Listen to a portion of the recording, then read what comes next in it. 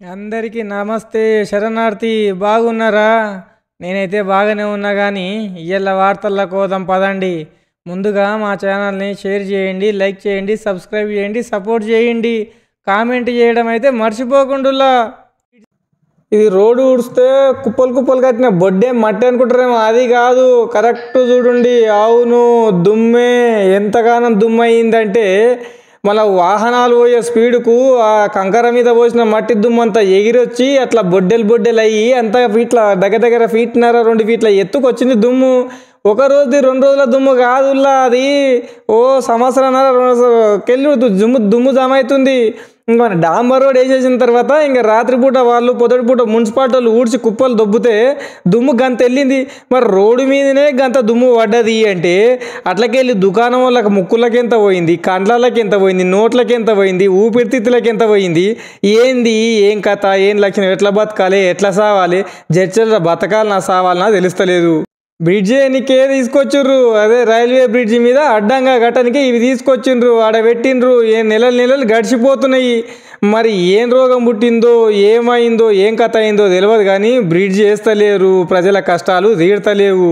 ఈ బ్రిడ్జ్ వచ్చేస్తే కొద్దిగా దుమ్మన తక్కువ అవుతుంది, రాకపోకలకు ఇబ్బంది లేదు అనుకుంటే ఇది మన జాతీయ రహదారి కాంట్రాక్టర్ జడ్చల ప్రజలను ఇంతగానం టార్చర్ ఎందుకు పెడుతున్నాడు, వీళ్ళకి ఎందుకు సుక్కలు చూపిస్తున్నాడు? పోయిన జన్మలకి ఇట్లాగా ఈ బాధపల్లి ప్రజలకు ఈయనకి ఏదన్నా పడి రాకుండా ఏమన్నా ఉన్నదా అనేది ఆలోచనకు పుర్రెకు దాడతలేదు.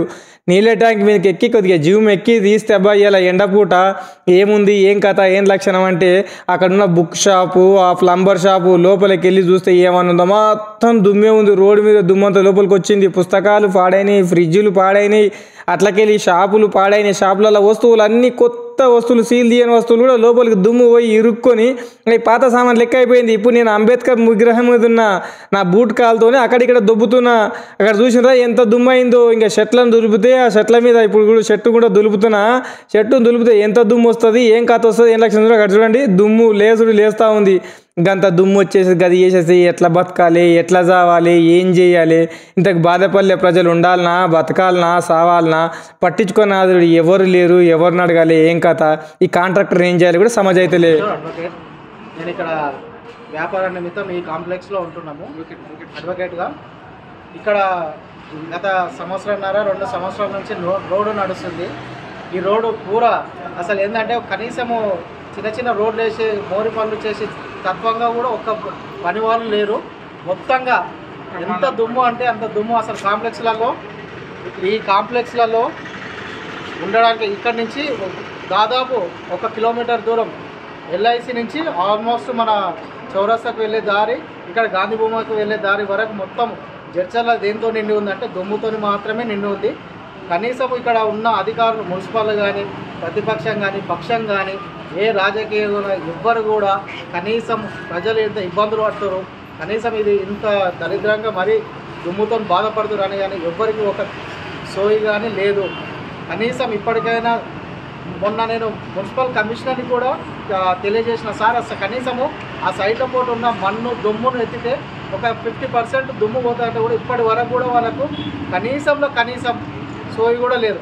ఈ మన కౌన్సిలర్ సతీష్ అన్న కూడా దగ్గర పిలిపించి వాళ్ళకి చెప్పినా కూడా ఎత్తుతామని ఇంతవరకు ఆ మన్ను కూడా ఎత్తలేదు. మరి ఒక్కసారి వచ్చి ఒక రాజకీయ నాయకులు కానీ, కమిషనర్ కానీ, అధికారులు కానీ ఒకసారి వచ్చి రోడ్ల మీద ఒక 10 నిమిషాలు నిలబడండి. 10 నిమిషాలు నిలబడితే ఇక్కడ ఉన్న బాధ, ప్రజల బాధ ఏందో తెలుస్తుంది. ఒక లారీ కానీ, ఒక బస్సు కానీ దాని ఎమ్మటి పోతే దుమ్ముతో స్నానం చేసినట్టే ఉంటుంది. సో ప్రతి ఒక్కరు దీన్ని మన అనుకొని ఈ దుమ్ము మీద యుద్ధం చేసి కనీసం ఈ దుమ్ము లేకుండా చేయగలరని మా యొక్క మన ఈ దుమ్మును 3 సంవత్సరాల నుంచి గత 3 సంవత్సరాల నుంచి ఈ రోడ్ రిపేర్ అప్పటి నుంచి అనుభవిస్తున్నాం. ఈ దుమ్ముకు ఆ కాంట్రాక్టర్ కానీ, ప్రభుత్వం కానీ దుమ్ము రాకుండా ఎటువంటి చర్యలు తీసుకోవట్లేదు. ఈ దుమ్ము నుంచి మా ఆరోగ్యాలు ఖరాబ్ అవుతున్నాయి. మా ఊపిరితిత్తులకు సంబంధించిన వ్యాధులు, దగ్గు, అలర్జీ మొదలైన వ్యాధులు వస్తున్నాయి. ఈ దుమ్ము గురించి ఎవరికి కంప్లైంట్ చేసినా ఎవరేం స్పందిస్తలేరు. ఏదో కొంతవరకు నీళ్ళు పోస్తారు, ఒకసారి 2 సార్లు పోస్తారు. ఈ ఎండలకు 10 నిమిషాలు నీళ్ళు ఆరిపోతాయి. 2 సార్లు పోస్తారు, ఉదయం ఒకసారి, సాయంత్రం ఒకసారి. 24 గంటలు విపరీతమైన దుమ్ము వస్తుంది. దుమ్ము భరించలేనంత దుమ్ము వస్తుంది. దుమ్ము నుంచి ఇక్కడ వస్తువులన్నీ ఖరాబ్ అవుతున్నాయి. ఫ్రిడ్జ్ కానీ, కంప్యూటర్ కానీ, ప్రింటర్ కానీ, ఇటువంటి వస్తువులన్నీ చెడిపోతున్నాయి. ఫ్రిడ్జ్ ఉంటే ఫ్రిడ్జ్ అంతా ఖరాబ్ అయిపోతుంది. కూల్ డ్రింక్స్ వాటర్ బాటిల్ అమ్మే ఫ్రిడ్జ్ అంతా ఖరాబ్ అయిపోతుంది. మా వస్తువులన్నీ ఖరాబ్ అవుతున్నాయి. మా వస్తువులతో పాటు మా ఆరోగ్యం కూడా ఖరాబ్ అవుతుంది. మేము సింగల్గడ్డ దగ్గర మన అంబేద్కర్ స్టాచ్యూ ముందర నా షాప్ ఉంటుంది, శానిటరీ షాప్.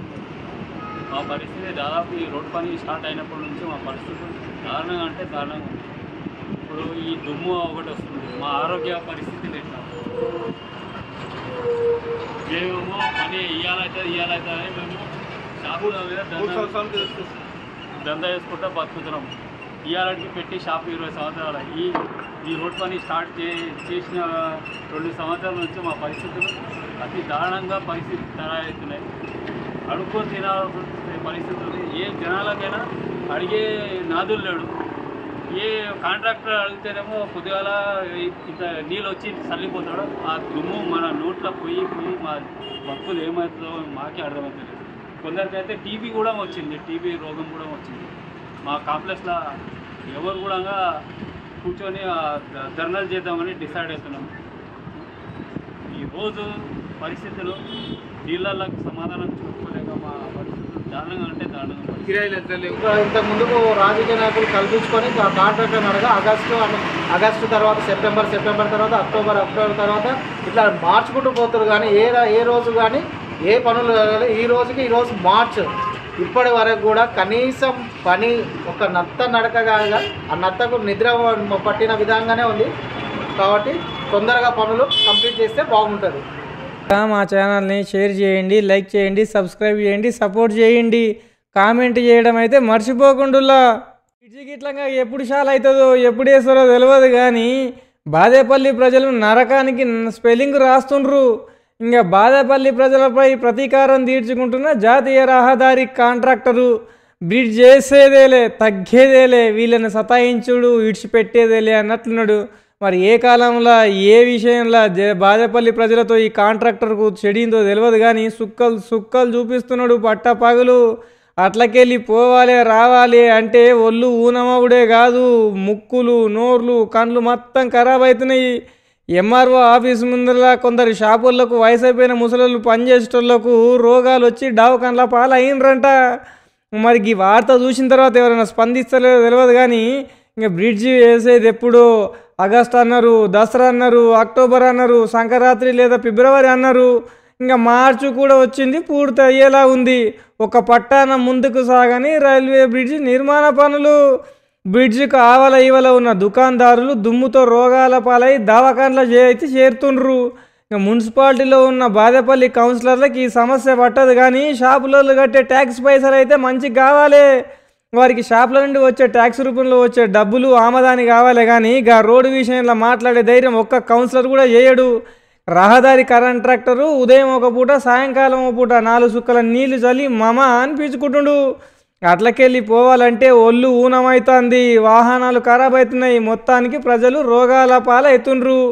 ఇంకా 10 సంవత్సరాలు అయినా కూడా బ్రిడ్జి వేస్తారో లేరో అంటూ జడ్చర్ల ప్రజలు నెత్తిన చేయి పెట్టుకొని దిక్కులు చూస్తుండ్రు.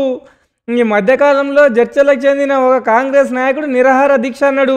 దానికి దిగొచ్చి కాంట్రాక్టర్ లేదు సంక్రాంతి వెళ్ళంగానే రైల్వే వాళ్ళు కాంట్రాక్టర్ ఇస్తారు, టెండర్లు పిలుస్తారు, బ్రిడ్జ్ చేపిస్తా అన్నాడు.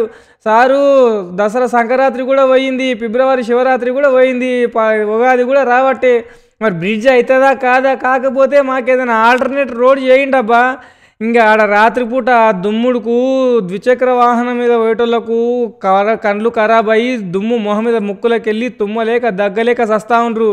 గది చూసినప్పుడు ఏమనిపించిందంటే జాతీయ రహదారి కాంట్రాక్టర్ను కుర్చేసి 2-3 గంటలు రోజు రాత్రిపూట కూర్చోబెడితే కానీ జడ్చర్ల ప్రజల కష్టమేందో తెలిసేటట్టు లేదు. ఇంకా జడ్చర్ల ప్రజలకు స్పందించే గుణం ఎట్లాగూ పోయింది. మరి ఈ వార్త చూసిన తర్వాత ఏమైనా స్పందిస్తారో లేదో చూడాలి.